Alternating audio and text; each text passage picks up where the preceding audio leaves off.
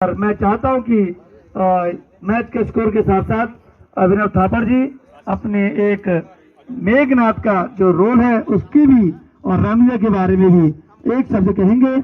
कुछ क्षणों में मैं निमंत्रण देता हूं अभिनव थापड़ जी जो अध्यक्ष हैं जो हमारे रामलीला समिति के। आपने अभी बंजारा वाला में भी बहुत शानदार रामलीला आपने टिहरी की यादों को ताजा करने का काम किया और मुझे भी उस रामलीला में आने का मौका दिया और मुझे भी उस रामलीला में अतिथि बनाकर आपने टिहरी के लोगों को मान सम्मान दिया था।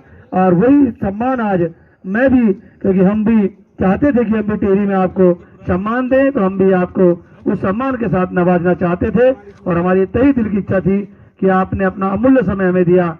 तो मैं चाहूंगा कि अभिनव थापड़ जी दो शब्द यहाँ पर मेघनाथ के। धन्यवाद कुलदीप भाई।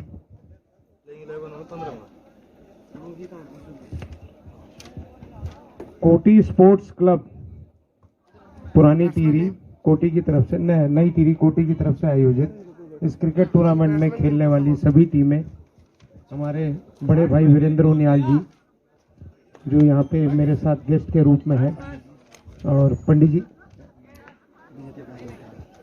विजय प्रकाश नौटियाल जी, चमोली जी और बाकी सभी हमारे साथी, और ये कोटी स्पोर्ट्स क्लब समिति के अध्यक्ष मेरे छोटे भाई कुलदीप पंवार जी। और यहाँ पे मैं देख रहा हूँ कई चेहरे पुराने जाने पहचाने लग रहे हैं। जहाँ तक रामलीला की बात अभी कुलदीप पंवार ने करी, तो कुलदीप ने कहा कि हमने टिहरी वालों को देहरादून में सम्मान दिया। कुलदीप, टिहरी वालों को देहरादून में सम्मान दिया इसलिए मेरे को यहाँ बुलाया, ये गलत बात है। ना तो इन्होंने मेरे को बुलाया है ना मेरे को टिहरी वालों को हमने सम्मान दिया है।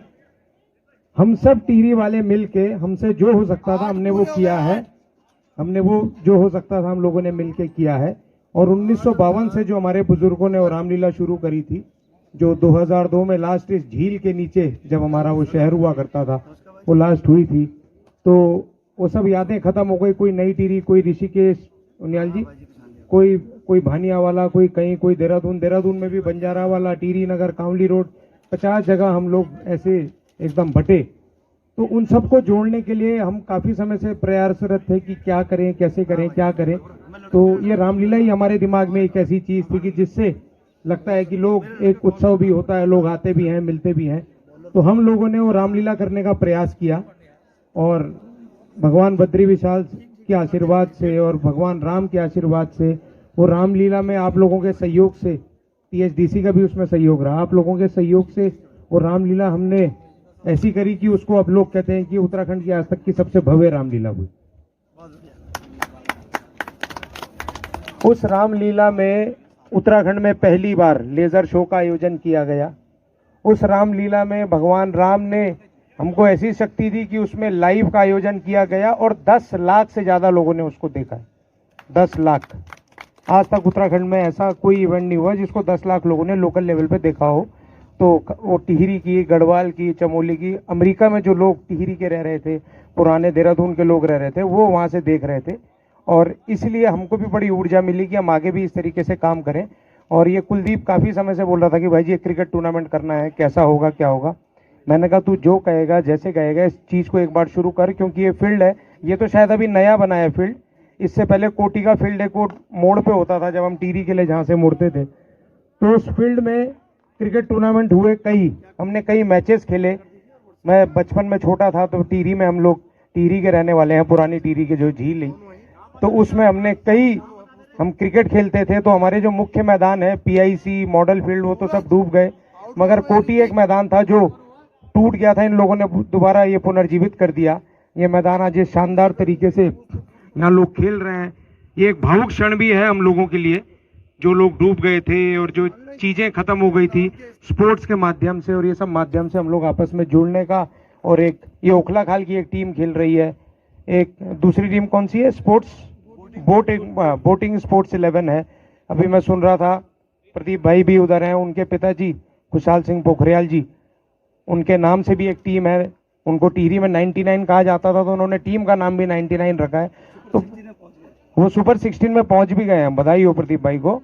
तो ये सारी चीजें जो है एक नॉस्टैल्जिक है हमारे लिए।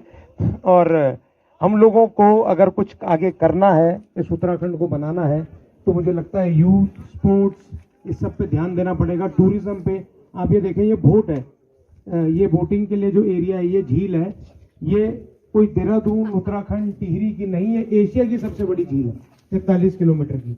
और 22-23 साल में हमारी सरकारों ने क्या इस झील के लिए काम किया है वो तो आप लोग भी जानते हैं। और क्या हो रहा है, धीरे धीरे अब चीजें आगे बढ़ेंगी।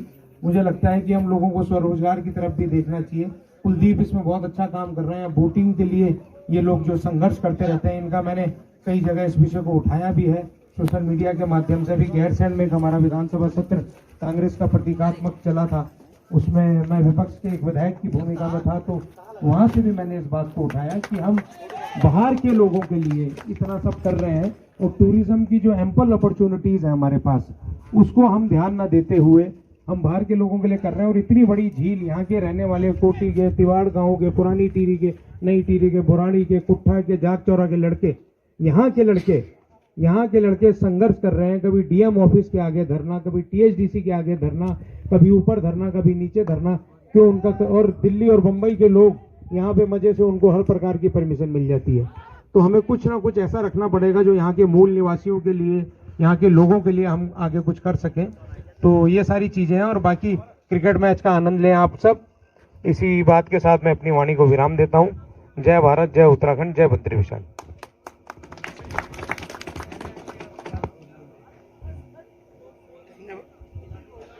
धन्यवाद बड़े भाई। और